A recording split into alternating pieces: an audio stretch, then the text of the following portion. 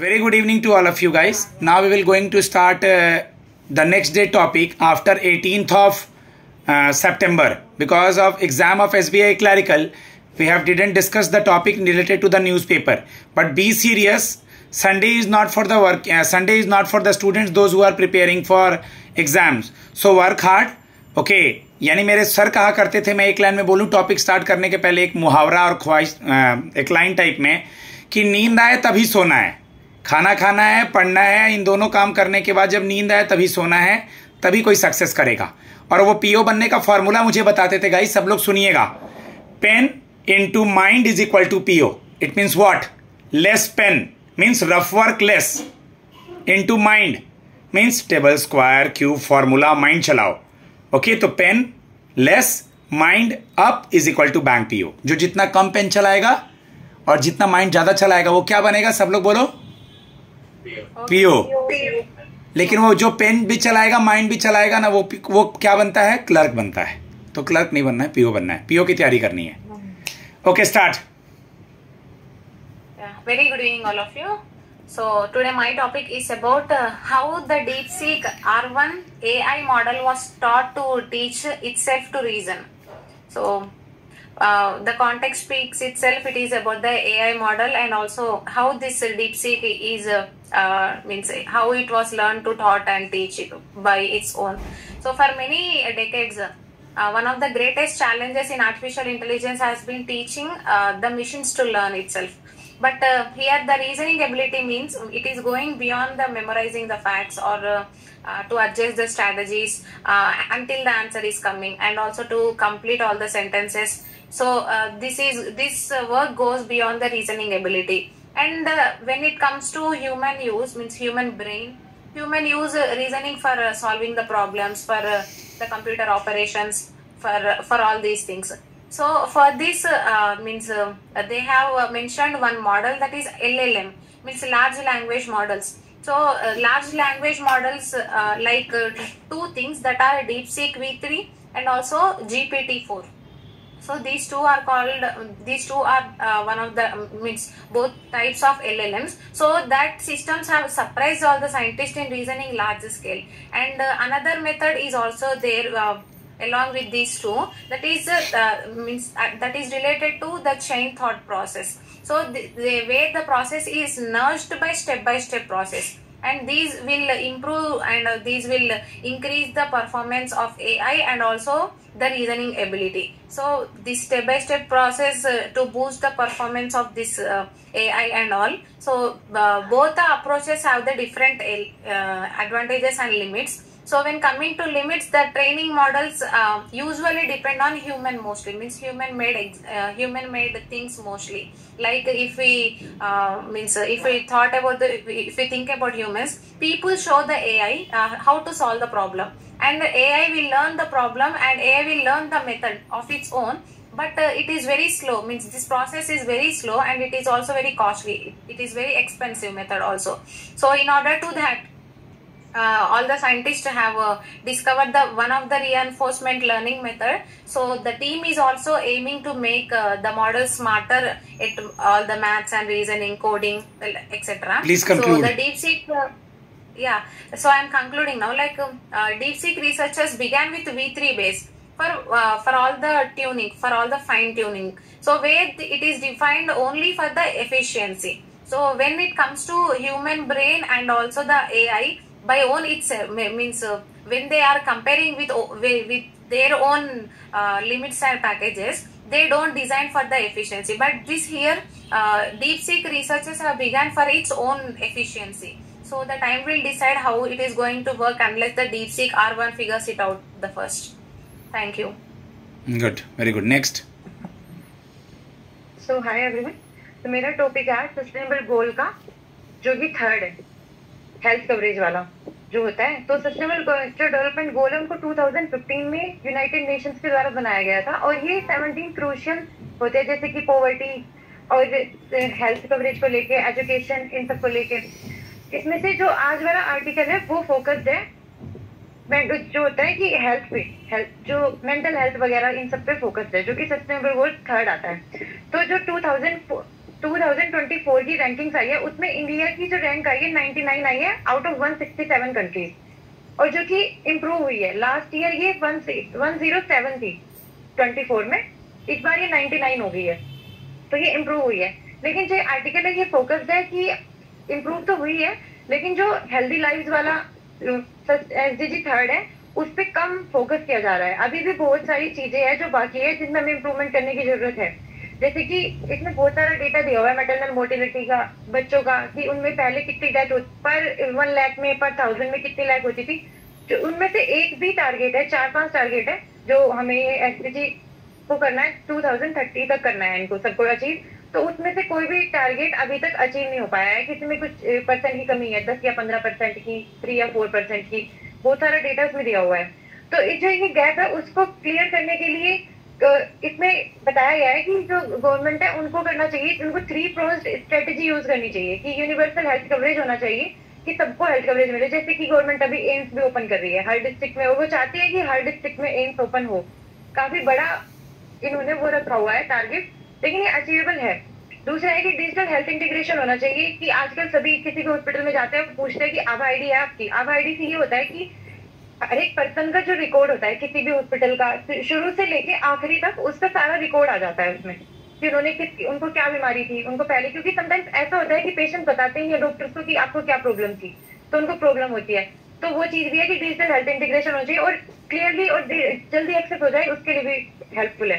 ये रहता है स्ट्रॉन्गर प्राइमरी और सेकेंडरी जो टर्शियरी केयर है वो होनी चाहिए। जैसे कि स्कूल एजुकेशन के टाइम पे बच्चों को सिखाना चाहिए और उनको अवेयर करना चाहिए कि अपनी जो हेल्थ है वो कितनी इंपॉर्टेंट है। और फिर इसमें है कि हेल्थ केयर के लिए बहुत सारे बैरियर्स है, जैसे कि इंफ्रास्ट्रक्चर हमारा डेवलप नहीं है, अवेयरनेस नहीं है, और स्टिग्मा है, स्पेशली मेंटल हेल्थ जो है उसको लेके स्टिग्मा है। जैसे कि हम फॉरेन कंट्रीज में देखते हैं, अगर किसी को डिप्रेशन की अगर कोई भी प्रॉब्लम है या फिर फैमिली प्रॉब्लम है, अब करियर को लेके, तो वो मेंटल थेरेपी लेने चले जाते हैं। लेकिन इंडिया में ऐसा होगा कि नहीं, तुम पागल हो गए हो कि तुम अगर थेरेपी वगैरह की तरफ जाओगे। तो ये जो स्टिग्मेटाइज ये चीजें हैं, इनको भी हटाना है इंडिया में से।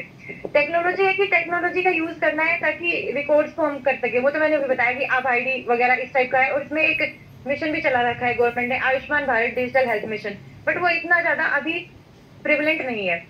हेल्थ एजुकेशन भी प्रोवाइड करनी चाहिए, स्टूडेंट्स को हेल्थ के बारे में बताना चाहिए, और ये बताना चाहिए कि लोगों को कि एनुअली हेल्थ चेकअप कराना कितना इंपॉर्टेंट है, ताकि हमें अर्ली स्टेज पे किसी भी डिसीज का पता चल सके। फिर है कि रोड की सेफ्टी भी बहुत जरूरी है। इसमें डेटा दिया हुआ है कि ओवरऑल वर्ल्ड का अगर देखें तो 13% एक्सीडेंट रोड को लेके इंडिया में होते हैं, जो कि कम करने बहुत जरूरी है। 13% इज अ ह्यूज अमाउंट। फिर है कि इसमें बस अब मैं कंक्लूड करूंगी। Please conclude. हाँ, मैं बोल भी रहा था। बोला है कि SDG जो 3 है उसको स्ट्रेंथन करने की बहुत जरूरत है, क्योंकि हेल्थ इज वेल्थ, हेल्थ बहुत जरूरी है। अगर हेल्थ होगा तभी हम कुछ काम कर पाएंगे। तो उसके लिए गवर्नमेंट को तो यूनिवर्सल हेल्थ कवरेज देना चाहिए और डिजिटलाइज करना चाहिए, और जो प्राइमरी एजुकेशन होती है उसमें प्राइमरी एजुकेशन प्रोवाइड करनी चाहिए, ताकि हमारी जो बेसिक एजुकेशन हो, हमें बचपन से ही पता हो कि हमें क्या चीजें करनी चाहिए और क्या नहीं, अवेयरनेस होनी चाहिए। ठीक है sir, that's all about. Good. Hi everyone, this side Anushka. Today's my topic is holistic approach for stubble burning. So ये बहुत ही पुरानी और आउटडेटेड प्रैक्टिस है, जो कि राइस, व्हीट और पैडी हार्वेस्टिंग के रिगार्डिंग इन हरियाणा, पंजाब और उत्तर प्रदेश में होते हैं। इसमें ये होता है कि जितनी क्रॉप्स काटने के, जो व्हीट राइस क्रॉप्स काटने के बाद जो भी रिमेन फील्ड में उनके स्टॉक्स होते हैं, उसको वो लोग जला देते हैं, क्योंकि वो बहुत लॉन्ग टाइम लगता है। Guys, try to listen this topic. All the topics are very important, but this topic arises until it will continue Pulluri till December, January, guys. Yes or no? That's stubble burning. दिसंबर के जनवरी तक चलेगा। या इसी को लेके आगे ना graph 4 आएगा। ग्राफ 4 क्या है दिल्ली में, मैं अभी बता देता हूं। अनुष्का को मैंने इंटरप्ट किया 1 सेकंड के लिए जानबूझ के, क्योंकि दिल्ली के आसपास हरियाणा, राजस्थान, पंजाब, यूपी सब हैं। ग्राफ 4 मतलब कि ना जब पॉल्यूशन बढ़ता है ना, तो ये जो कंस्ट्रक्शन की एक्टिविटीज होती है ना, आदर्श कंस्ट्रक्शन एक्टिविटीज जो भी होता है जिससे धूल वगैरह निकल रहा होता है, ठीक है, उसको रोक देना। That's called graph 4। ठीक है, ओके अनुष्का, अब ये कंटिन्यू रहेगा, देखना। ओके, सो जो भी इनका रिमेनिंग स्ट्रॉज रहते हैं बचे हुए wheat, rice and other grain crops के, तो इन लोग क्या करते हैं, उसको जला देते हैं, क्योंकि वो बहुत लॉन्ग टाइम लेता है उसको डिकम्पोज होने में, और उनको अदर क्रॉप को सो करना होता है, इस वजह से वो उसको जला देते हैं. और stubble makes it very difficult to plant seeds for the next crop, कि वो साइकिल को डिस्टर्ब करता है, उनकी ग्रोइंग साइकिल को.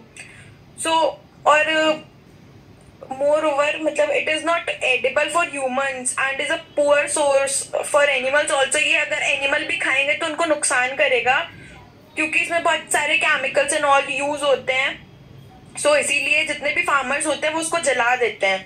और stubble has other uses as well, but वो बहुत एक्सपेंसिव होते हैं, तो इसीलिए बहुत सारे फार्मर्स जो होते हैं वो उसको अफोर्ड नहीं कर पाते हैं और इधर से उधर ट्रांसपोर्ट नहीं कर पाते. इसीलिए वो बहुत इजीली वे में उसको ये सोचते हैं कि इसको जला देना बेटर होता है.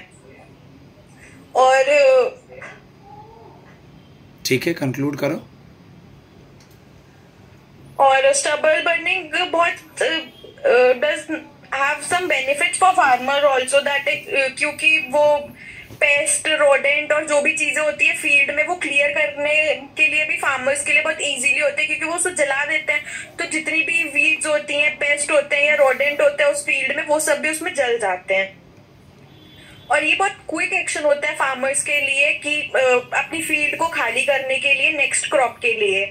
तो इसीलिए ये इस अप्रोच को बहुत जल्दी अडाप्ट करते हैं कि नेक्स्ट क्रॉप जल्दी से उनको सो कर पाए, इसीलिए वो बहुत इजीली उसको जला देते हैं. इसमें मशीन जो होती है वो भी बहुत ज्यादा प्रॉफिट मार्जिन कट करती हैं, इसीलिए वो बहुत मशीन एंड ऑल को नहीं हायर करते हैं. और कंक्लूड करो अनुष्का. ठीक है, अब कंक्लूड करो.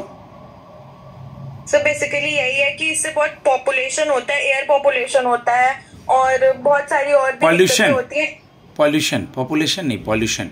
सॉरी सर, बहुत ज्यादा एयर पॉल्यूशन होता है. सो गवर्नमेंट ने यही इसके लिए कुछ अप्रोच देख रही है कि इसको जलाना बंद किया जाए ताकि पॉपुलेशन कम हो, क्योंकि अभी and for that year guys, from the last year and last to last year also in the southern India and Haryana also, that some of the scheme that in Uttarakhand also, पिरूली लाओ, like तुम paddy उनके पास लेके जाओ others और उनसे कुछ पैसा पाओ, वहां के स्टेट से रिलेटेड. उनको जलाओ मत, सरकार के पास लेके जाओ और उनसे कुछ पैसा लेके आओ, वेट से, केजी से. There are different types of scheme. Hema, हम लोग पढ़े थे अगर याद हो तो. ठीक है, well try Sindhu, Tanvi and Anushka. Guys, this understanding of news paper and speaking in front of lots of guys surely will give you the confidence in the just try to scheming the RC and in front of panel and mains GA. Okay Anushka, done है तुम्हारा. Next one कौन है? Yes sir, मैं. Okay Hema, loudly बोलना है और समझाने type से. अनुष्का ने बढ़िया किया, जो इसको इंग्लिश में आया, हिंदी में आया. Well tried. या good evening. Today topic is climate change and dynamic consumer preference reshaping tea ecosystem. According to Kate Matvey-Abraham, President of United Plant Association of Southern India, उन्होंने बोला है कि क्लाइमेट चेंज नेगेटिव इम्पैक्ट करता है T productions में. इसके कुछ की पॉइंट्स हैं, जैसे कि फर्स्ट है डिक्रीजिंग यार्ड्स, जो क्लाइमेट चेंज अफेक्ट करता है क्रॉप पैटर्न्स को और लीडिंग टू डिक्रीज यार्ड्स और इंक्रीज करता है पेट्स और डिजीज को. And second one is need for new market. India को एक्सप्लोर करना चाहिए नया मार्केट, जिससे टी कंजप्शंस बढ़ेगी, जैसे सच एज इन अफ्रीका और घाना. और रिवाइव करना चाहिए ओल्ड मार्केट्स. और थर्ड वन इज प्रमोशन, जो के कैंपेन चलते हैं वो भी टी कंजप्शन को प्रमोट करते हैं, जैसे कि है ऑपरेशन फ्लड और ऑपरेशन सिल्वर, जो इस इंडस्ट्री को हेल्प करेगा. अब है कि reshaping the tea ecosystem. First one is a climate change. Climate change is altering the tea ecosystem or requiring innovation or adaptation of changing scenarios. And second one is changing consumer preference. Shifting consumer preference also impact of tea industry, जिससे हमें focus करना चाहिए branding और premiumisation में. और third one से trade policy. जो trade policy है वो भी टी इंडस्ट्री को अफेक्ट करता है, जिसके लिए हमें स्ट्रेटेजिकल प्लानिंग बनानी चाहिए। एंड अब है कि इनोवेशन और एडेप्शंस, जो टी इंडस्ट्री है उसको नीड है इनोवेट और अडेप्ट करना चाहिए चेंजिंग सिनेरियोज के, जैसे कि including climate change and shifting consumer preference. और हमें ब्रांडिंग और प्रीमियमाइजेशन में भी प्रीमियमाइजेशन हेल्प करेगा टी कंजप्शन को बढ़ाने में और अपील टू यंग जनरेशंस। और हमें एक्सप्लोर भी करना चाहिए न्यू मार्केट और रिवाइविंग ओल्ड मार्केट ऑल्सो, जिससे हमें हेल्प होगी टी एक्सपोर्ट्स और कंजप्शन में। Yes sir. गुड। कोई और बाकी है या सबका हो गया? अगर नेटवर्क इशू है तो नहीं बोलना पूनम, क्योंकि एग्जिट इन हो रहा है बार बार। कोई लेफ्ट है? No one. Okay, now I am going to conclude guys. Okay, due to the SBI exam recordings नहीं हो रही थी, अपलोड नहीं कर रहे थे, बट बहुत बच्चे इसको सुन रहे हैं, फॉलो कर रहे हैं। Topic collection is main thing, and पुलोरी is also helping the students as well as खुद को, so prepare different type of topics, okay, for descriptive, comprehension, essay writing and all types of topic for interview and all. Okay, just try to listen. If you have any query, just text me on my number 7503235358 for prelims, mains and interview. God bless you all.